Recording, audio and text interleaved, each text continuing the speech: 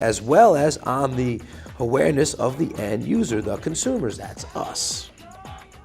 Its influence extends to every continent, and its contributions to the protection of public health and fair practices of the food trade is immeasurable.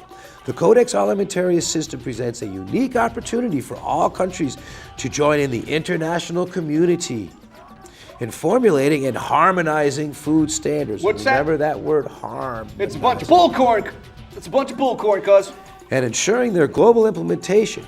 It also allows them a role in the development of codes governing hygienic processing practices and recommendations relating to compliance with those standards. And then it goes on to say the significance of the food code for consumer health production was underscored in 1985 by the United Nations Division, whereby guidelines were adopted for the elaboration and reinforcement of consumer protection policies, and it just goes on and how they're going to... Right. Well, Buzz, we've talked about it before, all right? This is a document written in 62, all right? And how is our, come on, there's people out there who are aware of what's going on. So how's the people who have been aware of this, coming our way? It's going to be implemented December 31st, 2009, through the CAFTA agreement, correct? Right. Well, it's Central America Free Trade Agreement, if you're not familiar with that, folks. Well, it's agreed upon because, you see, we are all part of the United Nations, and they've accepted these policies as far as international trade. Now, through like NAFTA, which we have agreed to, like, say, trade policies, the Codex, I'm sure, is part of that trade, part of, that the standards that we agree to standardize. Okay. Through that treaty, and then they, through the treaty of NAFTA, one country that say can go to the World Trade Organization and say, yo, they're violating this treaty. They're not selling something that they're supposed to be, or they're selling something that they shouldn't be. Like the woman in France that got arrested for selling 200 milligram vitamin C's or 500 because it violated NAFTA's agreement of the Codex standard. The Codex itself is actually a standard of trade policies. Well, we talked about, DSHEA. That's what I was trying to get to. Right, what's protecting us from all How this. we've tried to protect ourselves in the past, okay? It was in 1994, the Dietary Supplement Health and Education Act of 1994, acronym DSHEA, okay, that was passed, but as Dr. LeBeau has pointed out, is getting whittled away because new legislation, these people got an agenda and they know how to work it and they know how to control and manipulate. They are so in control, they're fearless people.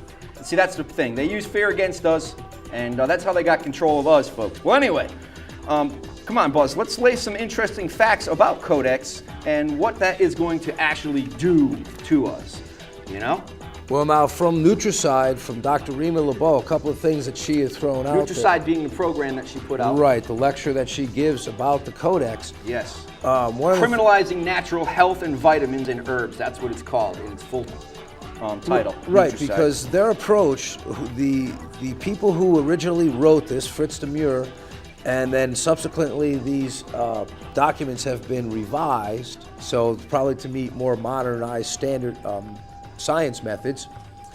Their whole method of approach in this is how does the food affect the bodies? And so they've done toxicology studies on these, and that's how they've determined, 1,000 milligrams of vitamin C affects the body X amount away. Could I interrupt you for a second? You did make the right point there, but in 1994 when we came out with the DSHEA, which gives us, we talked about the common law, what's not forbidden is permitted, and Napoleonic Code, what's not permitted is forbidden, and the DSHEA means that we can have nutrients and herbs are our foods, okay? Foods, people, okay? They defined it as foods. What did Codex go and do at that same time? They defined nutrients as toxins, all right? And then they studied toxins through toxicology. They did the risk assessment. They did their safety margins. Then they came out with a positive list of the things that would be on that list that they would use. And of course, we discussed it already, fluoride being one of them, which is Dosseville. Yes, that's right. We got 5 minutes left of the program, cuz. So what do you think? What should we do? What should we say? Where should we go? Well, we definitely got to leave this show on a positive note. We can't just leave it with the idea that, everything that you know as far as like nutrition and health is about to become illegal or about to have such heavy restrictions, trade restrictions put upon them that people could start being arrested. Well, I need to make a point here. 1937 Marijuana Tax Act, we've talked about marijuana, cannabis, hemp being God's favorite plant, the King Kong of economic engines in the world, people, all right? Now, there's the answer to our problems. The hemp industry, which is being thwarted by the DEA at present, all right, in this country alone. Come on, Buzz, you know, think about it. When that plant got taken away, you know, they took away medicine, a new road down technology, because you know what Popular Mechanics said in 1938, we're going to have $1 billion crop the next year, the first year that the corticator came out. And then, you know, so if they can take away the biggest economic engine, you know, it shows to me that the people aren't willing to come forth and stand up for their rights. And they're going to let this Codex Alimentarius come down the pike, take away. And what is it going to do, Buzz? Well, that's probably because there's not enough people that were aware of what was being taken from them. Codex food regulations, you got to know exactly what they are, people. It's the legalization of mandated toxicity.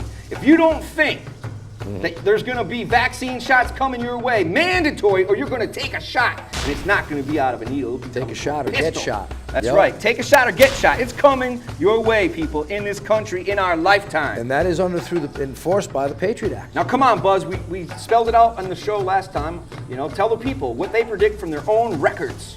Right. You know, of what's going to happen within 5 years after the implementation of this. Sorry.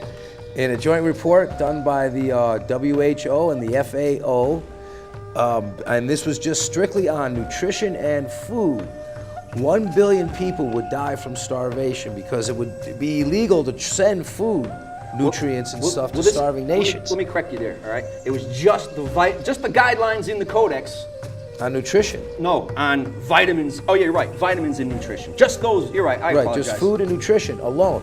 Had nothing to do with medicine. Right. You know, it had nothing to do with any other. Just your vitamins and just your nutrition. What do they say? 3 billion dead, all in all. All in all, and this 2 billion from preventable diseases. Right. Join us in 2 weeks. We're going to be showing you a gentleman named Mr.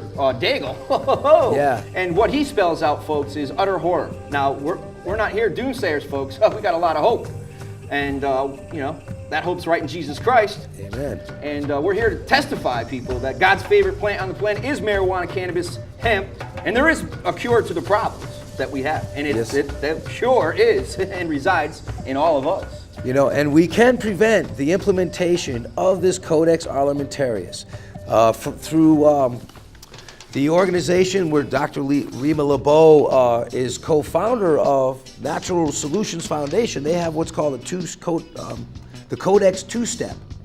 Now, what that is basically step one is we need to adopt our own food guidelines, and which we do have, like DOF. We need to keep those laws enforced and in place.